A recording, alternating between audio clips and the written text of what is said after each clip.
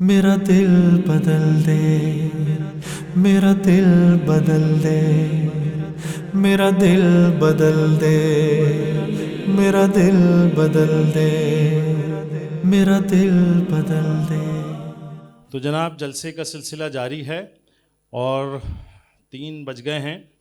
انشاءاللہ کچھ ہی دیر کی بات اور ہے اور اس کے بعد پھر آپ کے لیے مختصر سا جو ظہرانہ کہیے کہ ریفریشمنٹ کہیے اس کا انتظام ہے۔ انشاءاللہ بہت جلد ہم اپنے اس جلسے کو کنکلوڈ کریں گے۔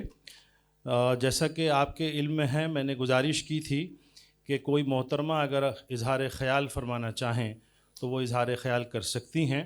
ہمیں 2 منٹ کی کلپ ریکارڈ کر کے یہیں سے بھیجی ہے، وہ اسی مجلس میں موجود ہیں۔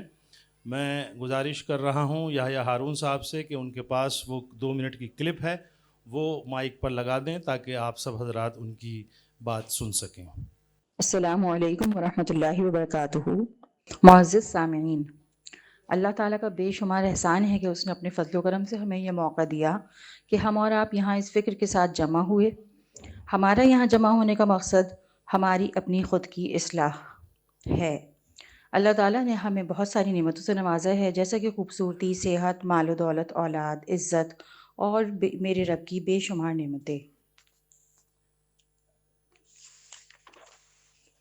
اب ہمیں اپنے رب کی دی ہوئی نعمتوں کی قدر کرنی چاہیے اور اس پر شکر بھی ادا کرنا چاہیے۔ بات کو بہت مختصر کرتے ہوئے کہنا چاہوں گی کہ اللہ تعالیٰ کی دی ہوئی نعمتوں میں سے ایک نعمت مال بھی ہے۔ اب ہمیں اپنا جائزہ خود لینا پڑے گا کہ ہم نے مال کو کیسے خرچ کرنا ہے اور اپنی دائمی زندگی کے لیے اس سے کیسے فائدہ حاصل کرنا ہے۔ اپنے پیسوں کو صحیح جگہ استعمال کرنا بہت ضروری ہے۔ ہمارے یہاں شادی بیاہ کی محفلیں اس قدر اسراف اور فضول رسومات سے بھر گئی ہیں کہ ہمیں اس پر غور و فکر کرنے کی ضرورت ہے۔ اسلام کے نظریے سے شادی میں 2 چیزیں ضروری ہیں، نکاح اور ولیمہ۔ نکاح مسجد میں ہو اور ولیمہ اپنی استطاعت کے مطابق سنت کے مطابق کرا جائے۔ باقی ساری رسومات، گھٹنے کی رسم، بھاری منگنی، دعوت حنا، بارات کا کھانا، یہ سارا اسراف ہے۔ اسلام کا کوئی تعلق نہیں ہے اس سے، اور اسراف سے بچنا بہت ضروری ہے۔ اگر آپ کے پاس اللہ کا دیا ہوا مال ہے تو یہ بھی آپ اسی کی امانت سمجھیے اور اس کو اپنے آنے والی زندگی یعنی کہ آخرت کی زندگی کے لیے سیو کریے۔ اپنے ہاسپٹلز، اپنے ڈاکٹرز، اپنے اسکولز، اپنے ٹیچرز کھڑے کریے، اپنے آنے والی نسلوں کے لیے رول ماڈل بنیے۔